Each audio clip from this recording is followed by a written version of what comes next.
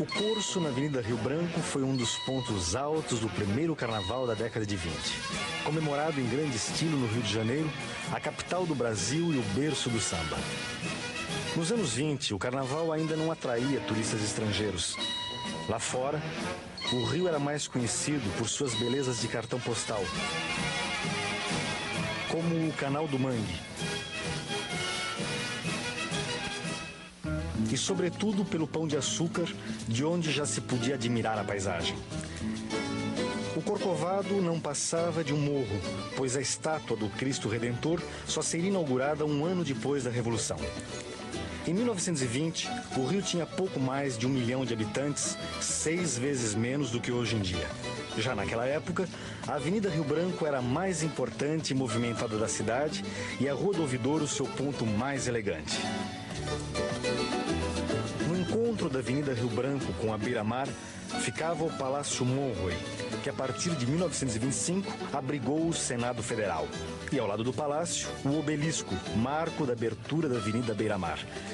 Depois de outubro de 1930, quando os gaúchos amarraram seus cavalos no Obelisco, ele passou a simbolizar a vitória da Revolução. O Obelisco de granito continua de pé como marco de um tempo de grandes transformações. Existe um tipo de política no Brasil, existe um tipo de sistema político no Brasil anterior a 1930, né?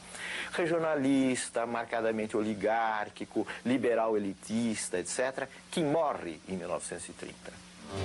Nos anos 20, o Brasil continuava a viver da exportação de açúcar, café, cacau e borracha.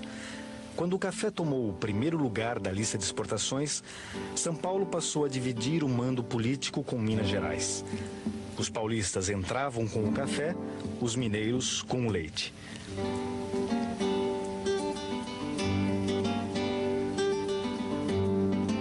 Na velha República, os grandes proprietários rurais de São Paulo faziam os presidentes da República e controlavam as decisões econômicas.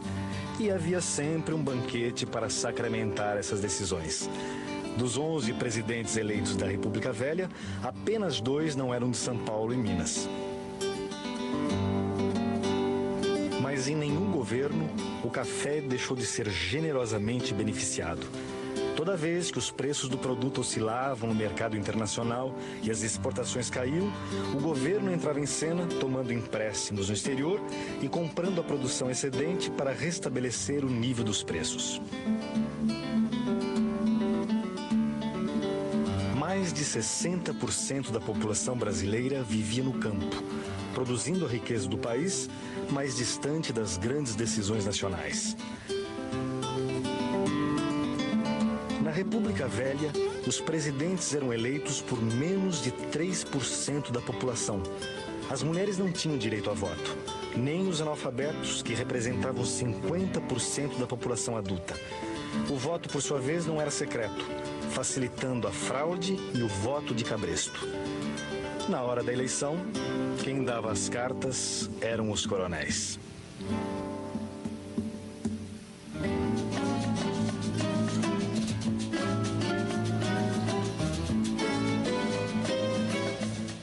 Enquanto isso, no Brasil urbano, os coadjuvantes da elite nacional, profissionais liberais, jovens oficiais do exército e intelectuais, sonhavam com o século XX.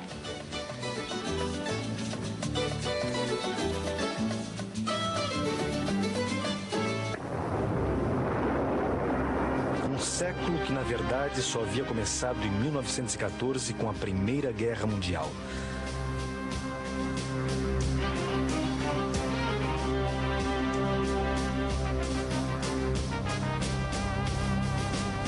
O Brasil só entrou na guerra a partir de 1917 e lucrou muito enquanto durou o conflito mundial, vendendo de tudo às nações aliadas, de matérias-primas a gêneros alimentícios e até mesmo certos produtos industriais. Durante a guerra, a economia brasileira prosperou a olhos vistos e uma nova classe, produzida pelo surto de industrialização, fez a cidade de São Paulo ficar mais parecida com os grandes centros urbanos do mundo. Às voltas com angustiantes problemas de sobrevivência, o operariado de São Paulo lutou por melhores salários e melhores condições de trabalho.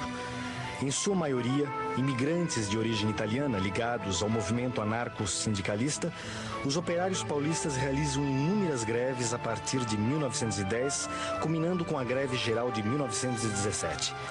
Ameaçados de expulsão do Brasil e debaixo de forte repressão, os operários chegariam aos anos 20 sem ter conquistado os mínimos direitos sociais pelos quais tanto lutaram.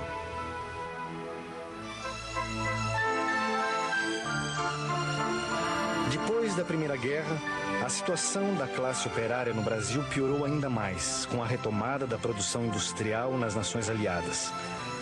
Da noite para o dia, o Brasil perdeu o mercado externo e começou a ser invadido por produtos manufaturados no exterior.